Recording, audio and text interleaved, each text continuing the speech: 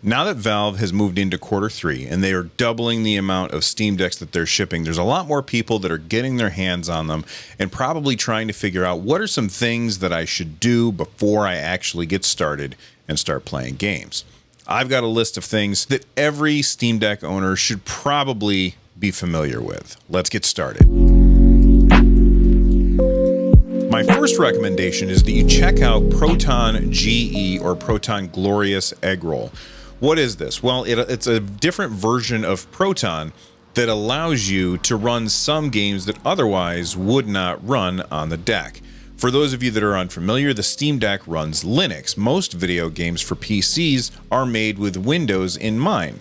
Proton allows you to play Windows games on Linux. However, not every version of every game is going to be playable. Proton GE allows you to play more of your library than you otherwise would be able to. When I first got my Steam Deck, I didn't jump into this right away because I was nervous about messing anything up, but it's actually fairly straightforward and easy.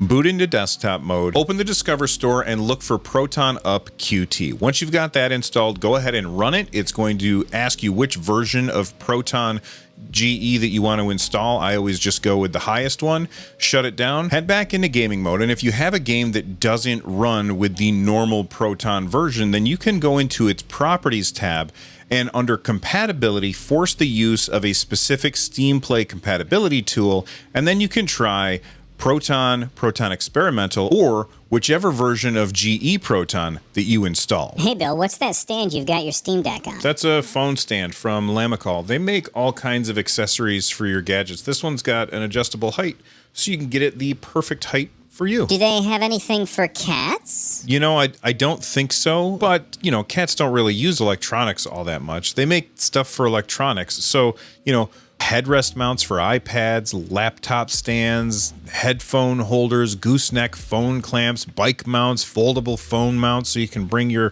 phone mount with you, that kind of thing.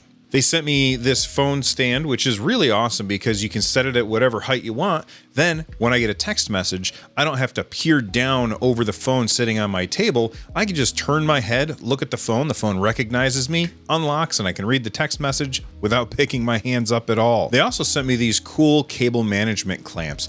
They stick to the table. You know what, Marv, you probably don't care about this, but for you guys, they stick to the table and then you don't have to go fishing for your wire because when it wasn't plugged into something, it fell down behind your desk. That's really cool. So you're telling me those tasty wires aren't going to be laying on the ground anymore? That is not cool. Not cool. Sorry, man. I'm tired of buying new wires for my iPhone.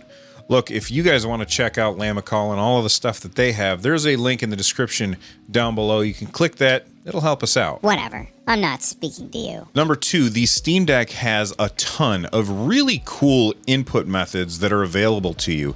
We have all of the traditional things like the 2 joysticks. We've got the D-pad. We've got the face buttons. We have shoulder buttons and triggers, but we also have back paddles as well as 2 track pads. This gives you a whole bunch of input methods that you wouldn't have anywhere else, and you have full control over everything that they do.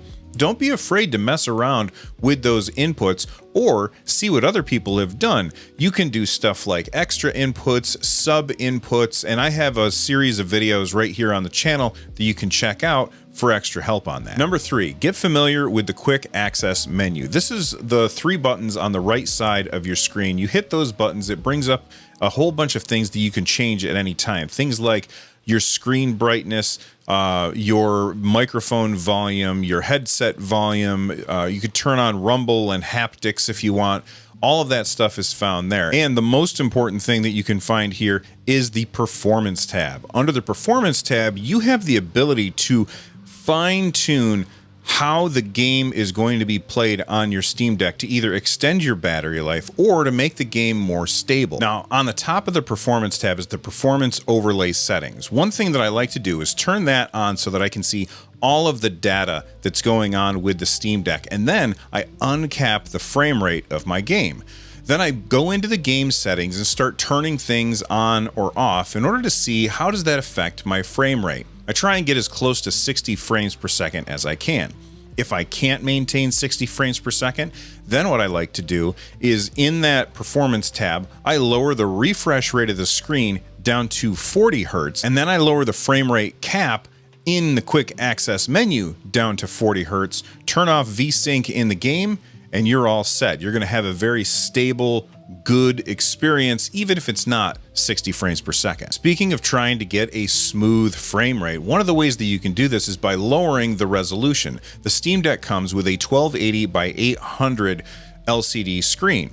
That doesn't mean that you have to run every game at native resolution. You can actually lower the resolution in the game settings and then turn on FSR in the quick access menu in order to upscale to 1280 by 800. It won't look as good as it would if it were native, but on such a small screen, it really doesn't matter. If you're looking to play some of your old favorite retro games, I'm going to recommend Emudeck. When I first got the Steam Deck, I tried doing emulation by installing the emulators myself, and it was fine, but it's way more work than just going to emudeck.com, downloading it and following the simple steps. You're going to have to do this in desktop mode, but trust me, it's simple.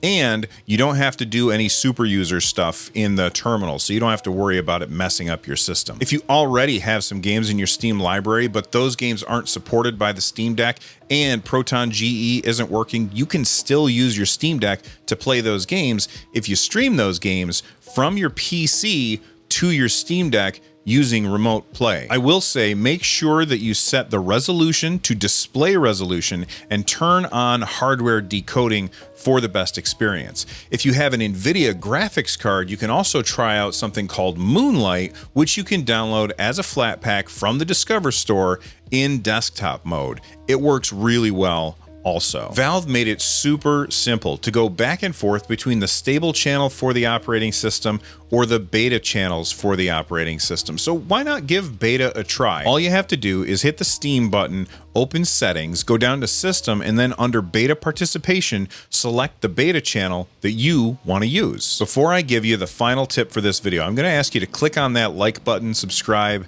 and the bell before we go any further. And then finally, in the comment section down below, if you've already got a Steam Deck and there's a tip that I missed, leave it in a comment because it really will help. And if you don't have any tips or any ideas on what to talk about, just leave your favorite emoji for the algorithm. And my last recommendation that I'm going to say in this video for everybody who just got their hands on the Steam Deck is using the store on the Steam Deck is kind of slow and clunky. So I'm going to recommend that you use steampowered.com, which is the official store for Steam, and do your shopping there. As soon as you buy a game, if you're logged in, it will show up on your home screen on the Steam Deck, and then you can install it right away. Thanks so much for watching this, and if it's your first time here, please subscribe. For Nerd Nest, I'm Bill.